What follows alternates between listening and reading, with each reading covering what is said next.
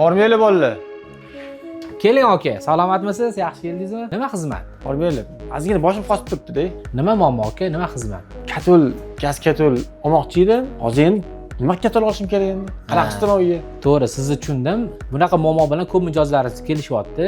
Sizga elektritse katolimizni tavsiya beraman. 4 kilovatdan 48 kilovatgacha. Sizda qanaqa xonadoningiz kvartira? 60-70 kvadrat taxminan. 60-70 bo'lsa, mana bizda zo'r yechim bor. Blanco Bloom brendi ostida. Mana aka tavsiya qilgan katoli mana shu bo'ladi.